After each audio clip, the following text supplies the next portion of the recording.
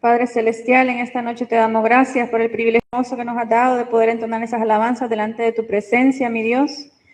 Te pedimos, Señor, que seas tú bendiciendo las ofrendas, bendice al dador alegre, Señor, purifica, Señor, esas ofrendas, límpialas, mi Dios amado, que son para tu obra, mi Dios. Y bendice la vida de cada uno de mis hermanos en esta noche, Padre, los que han dado y los que no han podido dar también, Señor.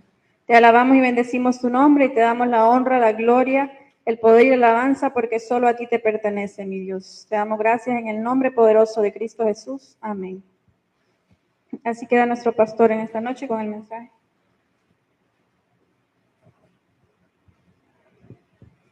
Gloria a Dios. Dios les bendiga, hermanos. Es un privilegio muy especial estar con ustedes y poderles compartir la palabra de Dios en esta noche. La lluvia es una bendición, pero sabemos que son fenómenos que se están dando por el clima, pero tenemos que estar tranquilos, tenemos que estar contentos. Gloria al Señor. Debemos de estar siempre orando por la iglesia, por cada uno de los hermanos que somos parte de la iglesia. Dios es mi luz, para que estemos siempre con ánimo, con deseos de seguir adelante. Quiero que leamos unos versículos en Éxodo capítulo 3, versículos 16 y 17. Libro de Éxodo, en el capítulo 3, versículos 16 y 17. Dos versículos muy hermosos que nos dan una lección muy importante. Siempre estuve con esa inquietud, siempre pensando el propósito de Dios al sacar al pueblo de Israel de la esclavitud y qué quería Él para su pueblo. Pues aquí encontramos la respuesta. Dice Éxodo capítulo 3, versos 16 y 17. Ve y reúne a los ancianos de Israel y diles: Jehová, el Dios de vuestros padres, el Dios de Abraham, de Isaac y de Jacob, me apareció diciendo: en verdad os he visitado y he visto lo que se os hace en Egipto. Y he dicho: yo os sacaré de la aflicción de Egipto a la tierra del cananeo, del eteo, del amorreo, del fereceo, del heveo y del jebuseo, a una tierra que fluye leche y miel. Gloria al Señor. Ya no lea más. Solo eran dos versículos que que leímos, y ahora quiero en realidad contarles. Sé que es muy conocida la historia del pueblo de Dios. Sé que todos tenemos ya algo de conocimiento, el sufrimiento del cual ellos fueron objeto en Egipto. Es bonito leer la historia, el tiempo que estuvieron esclavizados, la forma en que los maltrataron, la forma en cómo sufrieron terriblemente, y que Dios siempre estuvo pendiente, y Él estuvo también ya, tenía el conocimiento de todo lo que su pueblo estaba pasando en Egipto. Ya tenía preparado también un libertador, ¿verdad? Una persona que iba a ser usada por Dios para sacar de la tierra de Egipto, de la esclavitud, a su pueblo. Y no fue muy fácil, no fue muy fácil. Toda la estadía de ellos ahí fue de sufrimiento, de aflicciones, de torturas. Dice que el trabajo se lo redoblaron los horarios, o sea, a los hombres más fuertes Yo me imagino que a los ancianos los excluían o los mataban, ¿sí? Resguardaban desde los niños, los adolescentes, los jóvenes, los hombres más robustos y los ponían, pero a hacer, yo me imagino que todas esas pirámides que construyeron los egipcios fueron hechas por los israelitas, a la fuerza, de forma obligada a trabajar, pero fuertemente. Entonces fue un sufrimiento físico, fue un sufrimiento moral, fue un sufrimiento en el cual, imagínese usted, las madres de algunos de aquellos hombres, las esposas, los hijos de algunos de esos hombres que les redoblaron el horario de trabajo y que los obligaron a trabajar más fuertemente, eso fue tremendo. Fue tremendo y Dios estaba mirando la aflicción de su pueblo. Y esa es la razón por la cual, pues, tiene que usar a Moisés y a Aarón para que pudieran ir a Egipto y que ya todos conocemos la historia, ¿verdad? Lo que sí en realidad conmueve es la forma en cómo ellos estaban sufriendo terriblemente. Bueno, pero Dios es misericordioso, Dios es compasivo, Dios ama a su pueblo y Dios tenía un propósito para ellos.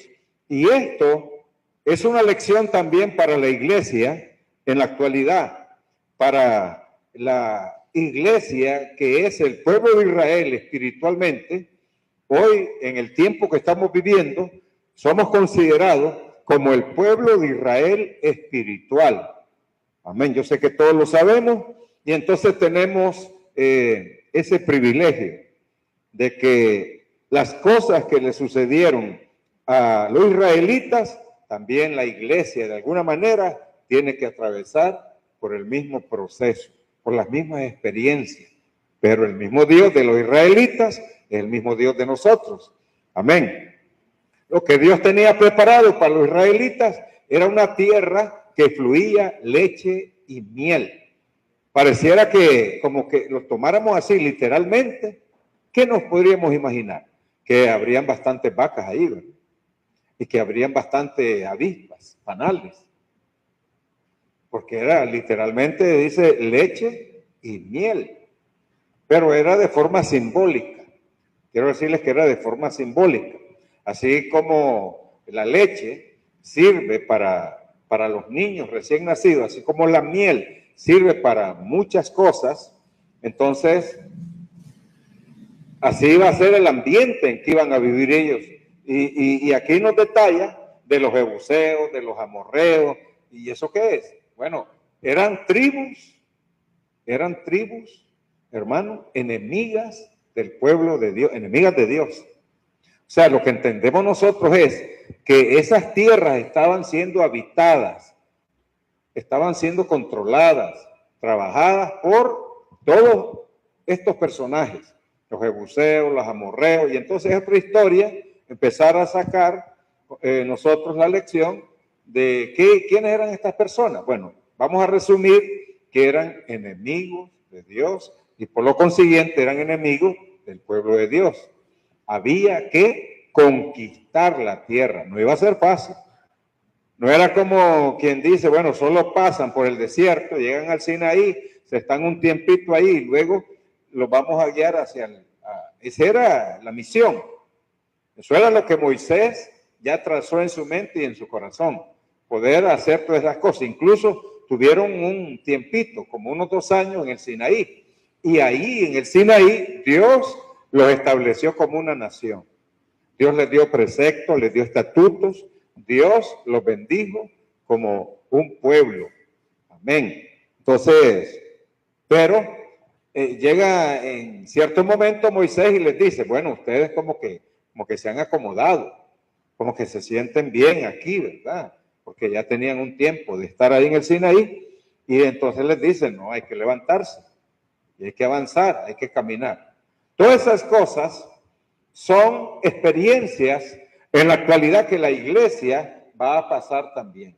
Es un proceso desde que nace la iglesia de nuestro Señor Jesucristo y todo el recorrido que ha tenido y la forma en la cual se ha estado conduciendo la iglesia. También quiero adelantarme y decirles que Dios tiene un propósito principal, primordial para la iglesia, un solo objetivo, un solo propósito y una sola forma, leche y miel. Pero lamentablemente tenemos un archienemigo que se llama Satanás, de que siempre está tratando de oponerse, de obstruir el avance de la iglesia, de contradecir lo que Dios ha establecido o imitar lo que Dios está haciendo y ha querido hacer a favor de la iglesia.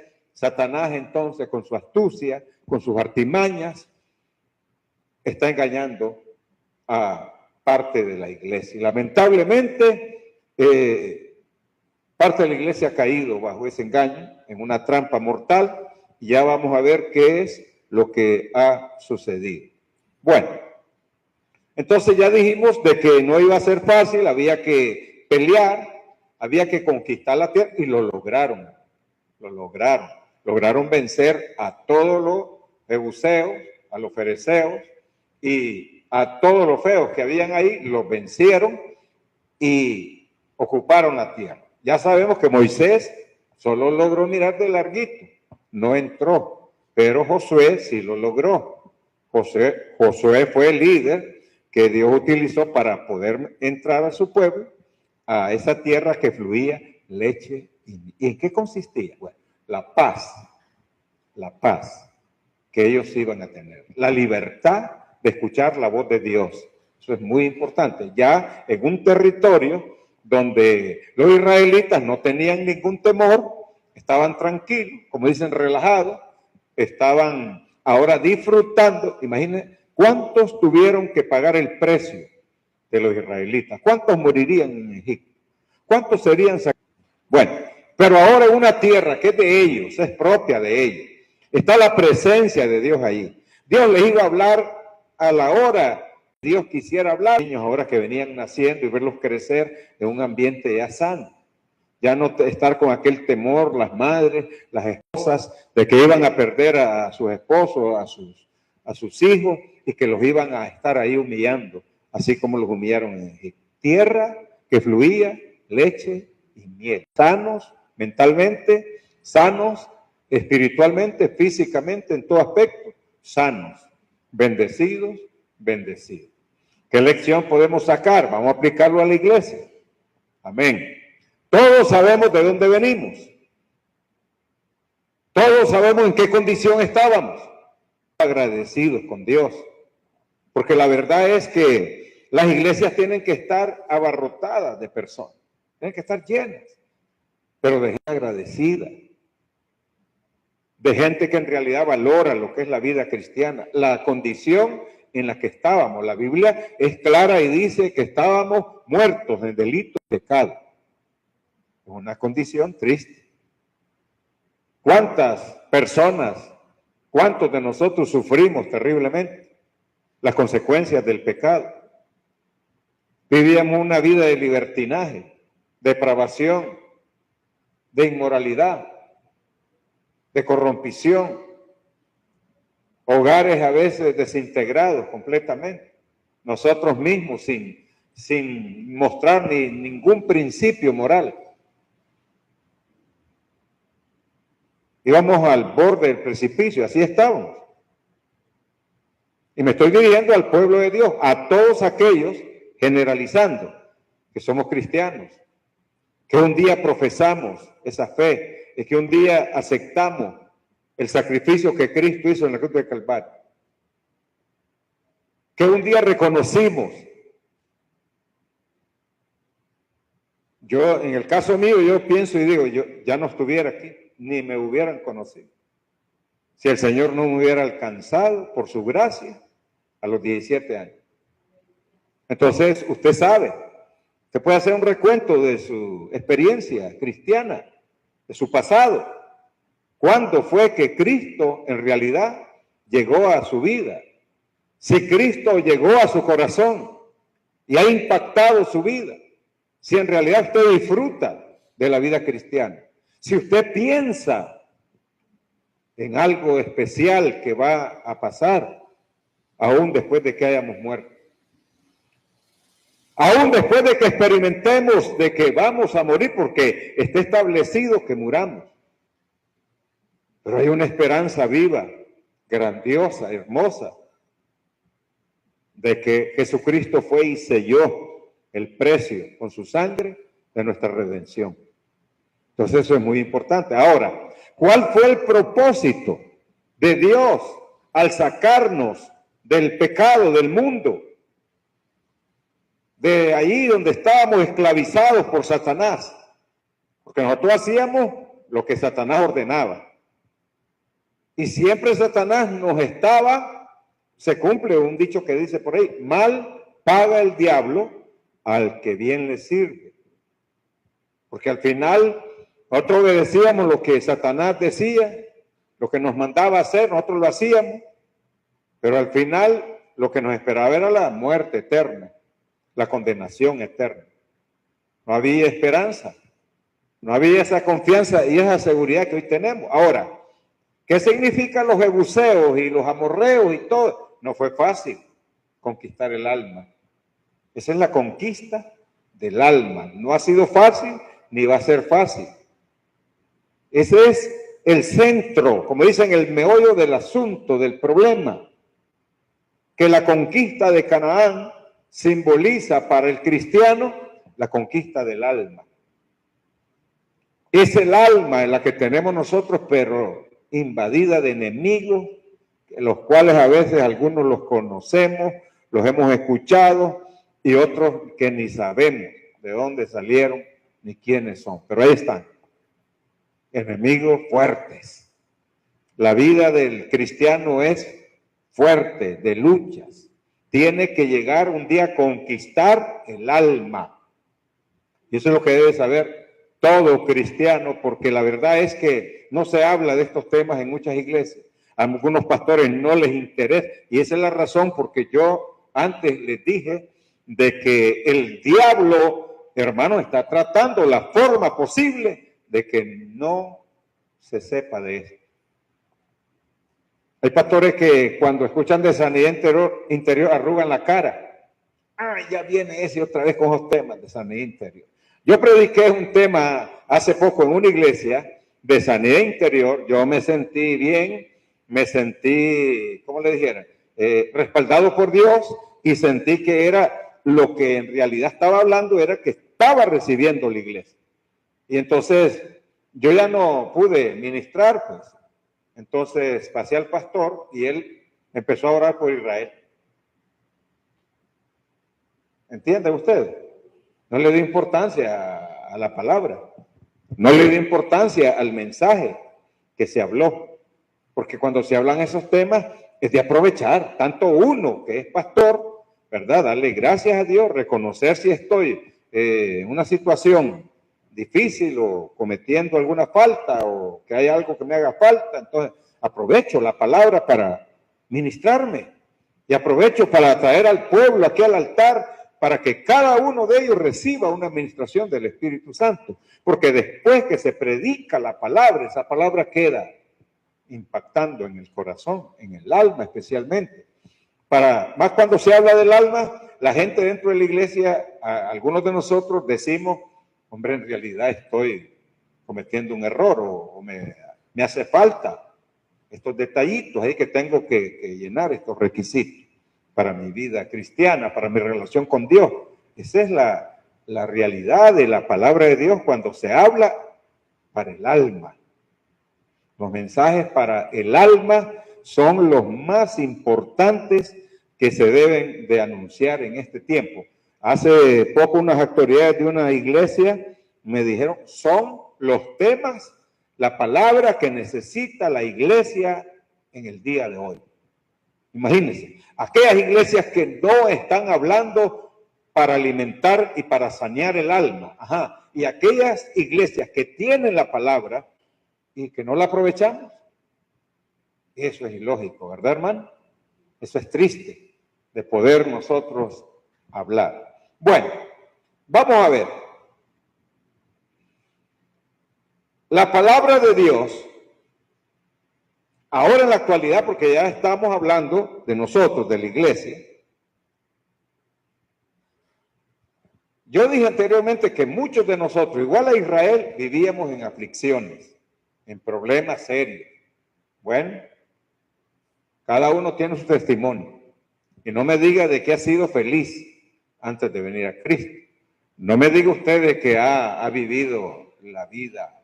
Bueno, la vida loca la vivíamos, pero contaminados por el pecado. Esclavos de Satanás.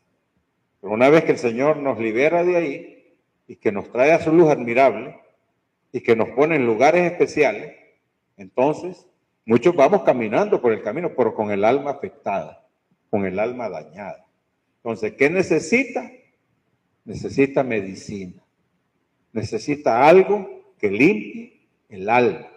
¿Ha leído algún versículo usted en la Biblia que diga que la palabra de Dios sana el alma, limpia el alma? En Salmos hay uno. Voy a ver si ustedes se acuerdan. No busquen, váyase allá a la mente. Hay un versículo clave que dice que la palabra de Dios, tus leyes, que magnifica, que limpia, que purifica el alma. Bueno, esta la voy a dejar de tarea. Tal vez no llueve. La leche y la miel en nuestra vida cristiana es la palabra de Dios. Entonces yo me siento bendecido, privilegiado, porque no estamos en una iglesia donde solo estamos pasando el rato. No fue esa la intención, nunca fue esa la intención de establecer una iglesia para pasar el tiempo, para buscar otros objetivos, otras cosas, otras metas. No. Siempre la intención fue que se predicara la palabra de Dios. Amén. Siempre la intención fue limpia, pura, de mente pura, de corazón limpio, que se predicara y que se anunciara la palabra de Dios, no adulterada, no andar inventando, sino que anuncie la palabra de Dios. Y hasta aquí donde vamos, le doy gracias al Señor que somos pocos, pero esos pocos, algunos, nos metemos en la palabra de Dios y cuando venimos a predicar no inventamos porque no nos ponemos de acuerdo. Mire, hermana, que hable de esto. No sé si algún día yo se lo he dicho o que ustedes me hayan dicho, hermano, mire, que hable de esto. Acomode las cosas ahí. Trate de ser un poco así, ¿verdad? Suavetón. Sí, estamos conscientes, hace poco se habló un mensaje de que fuimos niños, fuimos creciendo y tenemos que ir creciendo y que luego la palabra va a llegar ya como un alimento sólido a medida vamos creciendo, vamos madurando. Entonces la palabra tiene que, o el alimento tiene que ir siendo sólido ya. Eso es normal. Entonces la iglesia, haya crecimiento numérico o no, que los que estamos crezcamos en conocimiento. Ese es el objetivo principal. Imagínense que seamos pocos. Y que los pocos no maduremos, no crezcamos. Entonces, ¿qué indica? Que hemos perdido el tiempo. Que mejor hubiéramos puesto otro tipo de negocio. No los negocios de mi rey, de mi padre. Que no se hubiera predicado nunca la palabra de Dios. Yo soy muy consciente de que sí hemos aprovechado el tiempo. Se ha predicado la palabra de Dios, hemos estudiado la palabra de Dios, amén, y la palabra de Dios siempre hace efecto. Los enemigos, los jebuseos, los amorreos que tiene cada uno de nosotros en el alma, ese es cada uno de forma personal o de forma individual, tiene que luchar y conquistar su alma. ¿Ya entendió? Eso es lo que siempre hemos enseñado. Cada quien tiene sus luchas, cada quien tiene, ¿verdad? Sabe en qué terreno está parado, cada quien sabe con qué intenciones se entregó al Señor o está buscando de Dios, por qué estamos en la iglesia. Cada uno de nosotros debe dar una respuesta aquellas personas que a veces nos preguntan, ¿y vos por qué vas a la iglesia? Cuando a mí me hacen esa pregunta, yo contesto inmediatamente. Voy a la iglesia porque es un lugar a donde Dios me va a sanear mi alma. Me va a liberar de muchos prejuicios que yo tengo en mi alma. Tengo muchas ataduras, tengo muchos problemas. Vengo recorriendo la vida. Tengo un pasado. A veces son pasados que son diferentes. Algunos sufrimos más que otros, pero siempre hay heridas. Siempre hay cicatrices que se van haciendo. No es que se curen. Las cicatrices no es algo que se curó.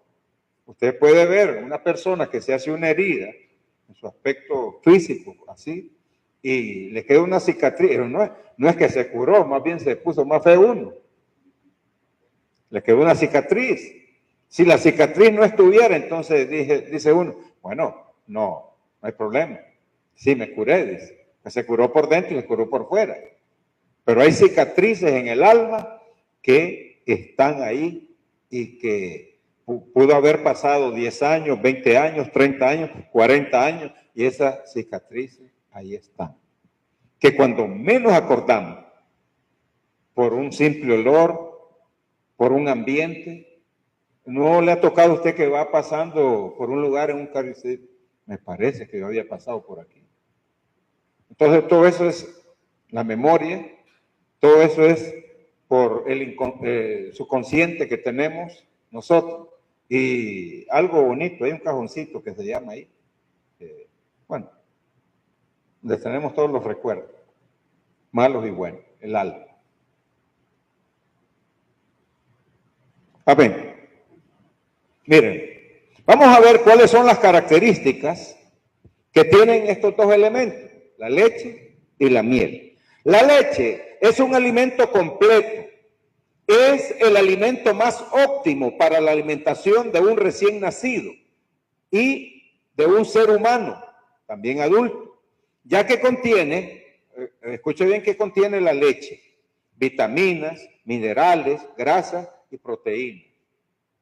Por eso es que va a ver usted, ¿verdad? El niño que con solo leche, y qué cachetes como los demás Luis echan a veces, ¿verdad? Los bandidos, sí. Y gorditos y bonitos, la leche. Y ahora hacen de todo tipo de leche. ¿verdad? Pero a mí me gusta la leche cabra. ¿A cuánto le gusta la leche cabra? Por eso yo pedía que me pusieran Bernabé a mí. Bueno, entonces es importante que entendamos esto. Si la palabra de Dios es como la leche y que debemos de, desearla, no dice que somos recién nacidos, sino desearla como un recién nacido, es diferente. Yo puedo estar viejo ya, espiritualmente, ¿verdad? Y siempre debo de desear la leche espiritual, la palabra de Dios. Aquí no hay asunto de que tiene experiencia, que tiene conocimiento, no vale para nada. Con el diablo no se juega. Y el diablo está tratando de quitar de la iglesia ese sentimiento, lo que debe sentir una persona. ¿Sabía usted que hay iglesias que ya no utilizan la palabra de Dios, la Biblia? Ya no la utilizan. Da cosa eso de estar escuchando así 30 minutos, 40 minutos. Produce un malestar terrible en la espalda, en la cabeza. Entonces, hoy es más fácil decir una palabra así del alma, porque yo puedo predicar palabras de mi alma. Yo puedo animarlo a usted con palabras de mi alma. Puedo decirle, recibe en esta noche palabra confortable. Dios te ama. Dios tiene un propósito para ti, Luis. Levántate. Y por aquí, por allá. Y Luis empieza a llorar. Que le toco los sentimientos. Le toco el alma. Y ese mensaje es más fácil. Y yo digo, yo tengo material para hacer llorar a cualquiera aquí. Pero no me mandó Dios a andar ahí inventando. Usar la psicología. No somos psicólogos. Pero a través del tiempo y la experiencia que tenemos de caminar en este camino, uno llega a familiarizarse con los problemas de la gente. Y a veces uno de alguna forma, de alguna manera se da cuenta de los problemas de las personas. Y usted dice, ¿y cómo lo supo este? No, hombre, sí. Si uno sabe cosas a veces que de repente ya escuchó a alguien. No es cuestión de que tiene superpoderes, que es superdotado, que el don de ciencia. No juguemos con esas cosas. Hay que respetar al Espíritu Santo. Sí es un ministerio que es utilizado en la iglesia, pero hay que en algún momento los vamos a estudiar. No es así a la zumba marumba. No es que todos los días, como le decía una hermana hace poco, es que aquí solo empiezan a... Y ya, sí, así le entramos. No, así no me gusta. A mí me gusta cuando es el Espíritu Santo que en realidad da una profecía. Si nos vamos a la Biblia, la mayor parte de personajes que Dios usó para llevar un mensaje específico a alguien era en contra de su condición moral, espiritual en que estaba, su pecado. Tratar de hacerlo recapacitar. Y muchos de ellos recapacitaron y fueron liberados. Otros se aferraron, se encapricharon y fueron cortados. Porque Dios así trabaja. Hoy, usted me puede preguntar, ¿y por qué no es lo mismo que el Antiguo Testamento? Hay una gran diferencia. Y es la gracia de Dios. Hoy estamos bajo la gracia de Dios. Aquel tiempo era la ley. El que infringía la ley fallaba, era culpable y era castigado. Hoy no, hoy por gracia estamos aquí. Si alguno comete un error o comete pecado, abogado tenemos para con el Padre, a Jesucristo el justo. Amén. Dios nos extiende su mano. Por eso es que es bonito servir a Dios de forma voluntaria. Es bonito servir a Dios con un corazón agradecido, porque no me voy a andar revolcando ahí en el lodo, en el pecado. Yo tengo que cuidarme para Dios. Yo tengo que ser fuerte y hacerme el fuerte y pedirle al Señor que me ayude para salir avante victorioso. Entonces, es importante la palabra. ¿Qué tiene? Vitaminas, minerales, grasas y proteínas. O sea, me alimenta al cristiano. Lo hace crecer de forma sana. Un cristiano sano es muy bonito verlo, platicar con él, convivir con él. Un cristiano sano, limpio, es bonito. Por eso yo digo, la iglesia de Dios es mi luz. Aunque seamos señalados, criticados, no me importa. Nosotros tenemos que poner de nuestra parte. Que algunos estamos en pecado y que estamos en proceso. Estamos en el hospital. Nos están dando palabras, lechita. Aquí se le da leche cabra, leche vaca, leche burra. Aquí se le da toda clase de leche espiritual. Palabra de Dios sana, que fortalece, que anima. Yo me siento bendecido porque Dios nos va a permitir cumplir nuestro sueño, nuestra visión, nuestro propósito, que es tener una iglesia a donde haya libertad, donde nadie se sienta ahí obligado ni restringido por nada, donde todos vengamos aquí a adorar a Dios con gozo, con libertad, y si alguno pues se quiere ir, pues ni modo, ¿verdad? Pues no se siente bien, entonces que busque una iglesia a donde pueda, pero los que estamos aquí, que nos sintamos libres, que nos sintamos dichosos y privilegiados de haber sido alcanzados por la gracia de Dios. Bueno, entonces ya le dijimos, ¿verdad? En Primera de Pedro 2.2, vamos a leer rápido estos versículos porque yo dije solo voy a predicar 20 minutos, pues ya llevo 30.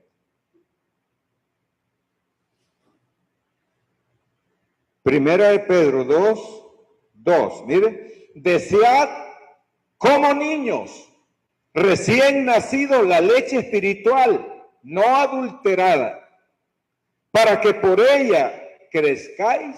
¿Para qué? No para vivir una vida así mediocre espiritualmente, No para vivir todo el tiempo quejándose, llorando y lamentándose. Una persona que crece para salvación es una persona que crece en victoria. Es una persona que siempre está contenta. Aunque vengan los problemas, aunque vengan las enfermedades. Pero vemos quienes ya nos tiramos a morir y a quejarnos. Yo no sé por qué Dios me pone esto. Si yo le amo, yo le decir. No, hombre, eso es estar cuestionando a Dios de puro gusto. Y dice, soy consciente que soy un ser humano. Soy consciente que tengo un enemigo que se llama Satanás. Y estoy bien consciente que estoy rodeado de jebuseos, de amorreos y todo lo feo. Y que no quieren que yo me salve. Yo tengo que poner de mi parte. No todo va a venir a favor mío. Tengo que conquistar el alma.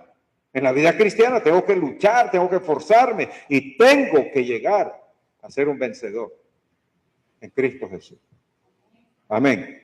Mire, ya en Ezequiel 3, del 1 al 4, encontramos que la palabra es como la miel. Amén. Vamos a leer. Ezequiel, en el capítulo 3, del 1 al 4. Me dijo, hijo de hombre, come lo que hayas, come este rollo y ve y habla a la casa de Israel. Y abrí mi boca y me hizo comer aquel rollo. Y me dijo, hijo de hombre, alimenta tu vientre, llena tus entrañas de este rollo que yo te doy. Y lo comí y fue mi boca dulce como la miel. Ese es el deber de cada uno de nosotros, comer la palabra de Dios, disfrutarla hasta que uno siente como la miel, que el gusto agradable, dulce, algo. Si usted no siente la palabra de Dios como la miel, entonces está enterito. Tiene que avanzar. Tiene que entrar por la puerta. ¿Sabe cómo entrar por la puerta? Hacerse como un niño. Comer la palabra, desearla como la leche. Y luego que la leche empieza a hacer efecto. Ahora, tiene que estársela dando a alguien que no la adultere también. ¿Le gusta a usted la leche con agua? ¿Le gusta a usted la leche con harina? ¿Ah? Poliadita. Pero no, hay que tomarse la pura leche. Palabra de Dios. Y ahora la gente, escuche bien esto, la gente no le importa la iglesia donde vaya. Les encanta la algarabía. Les encanta de que haya aire acondicionado. Nosotros tenemos aire con condiciones, pero hay iglesias que tienen aire acondicionado. Ay, hijo, les encanta la bulla, el pereque, les encanta. A ellos no les importa el mensaje.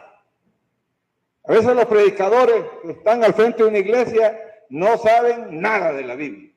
Son pastores, porque hoy cualquiera es pastor. Permítame decir que hoy cualquiera es pastor. No me equivoco.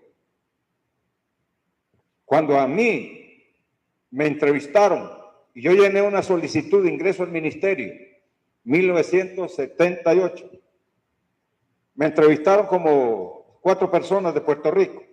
Éramos 20 candidatos que habíamos llenado solicitud. Solo aprobaron 4, porque en aquel tiempo tomaban en cuenta muchas cosas de los candidatos al ministerio. Y luego de que me entrevistaron y me hicieron un montón de preguntas, uno de los de Puerto Rico se me acercó y me puso la mano aquí y me dice, vos vas a ser buen pastor.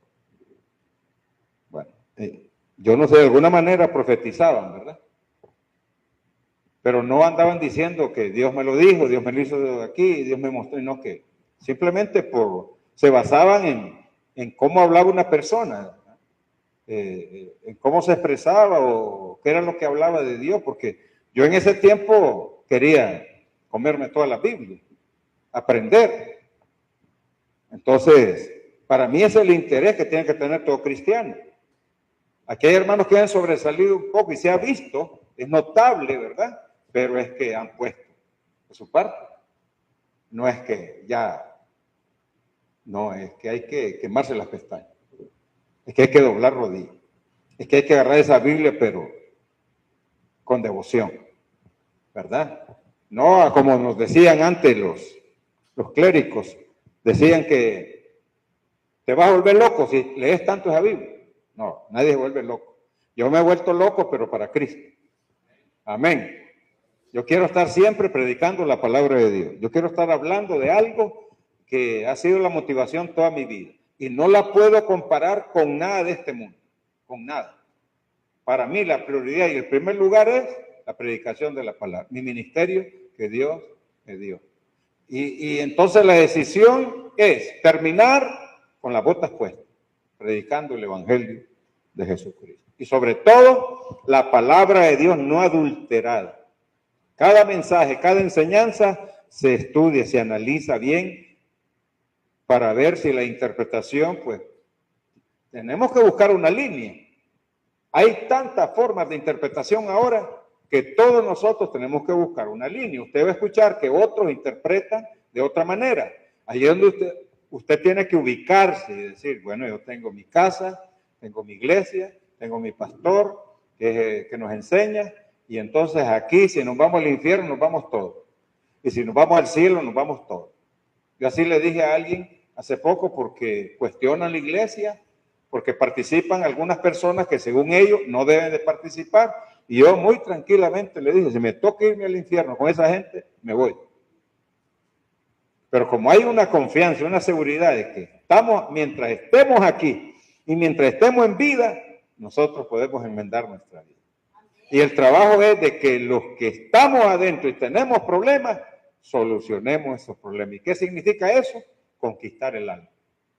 Sacar todos los enemigos, los amorreos, los jebuseos, y eso no lo entienden aquellos bandidos allá, no lo entienden. Si yo le hablo de eso y se ponen a reír y dicen, ¿qué es? Y usted yo creo que lo ha entendido ya. Todos tenemos problemas, todos estamos luchando con alguna parte oscura de nuestra vida, y ese es el alma. Amén. Bueno, entonces la leche es un alimento que nos ayuda a crecer y fortalecer nuestros huesos. Usted ha leído en la Biblia versículos que dice que alimenta los huesos. Yo sí los he encontrado. ¿Ah? No, haga un recorrido ahorita. Que alimenta los huesos. Yo he dado estudios aquí donde ya tocamos ese tema. Que la palabra de Dios dice que la ley de Jehová es salud para mis huesos, dijo el salmista David. Amén. Entonces aquí lo confirma. Una enseñanza bien práctica y bien bíblica, se sale en la ignorancia. Usted se siente bien, yo me siento bien. Amén. Bueno, la palabra de Dios nos hace crecer espiritualmente y fortalece nuestro interior. Bueno, hablamos de sanidad interior. El interior nuestro necesita salud. Y si no, busquémoslo ahí en 1 Pedro 2:2. 1 Pedro 2:2. Ah, la misma queda. Decía como niños recién nacidos. Bueno. La miel es una poderosa fuente de energía para nuestra vida por sus calorías. Amén.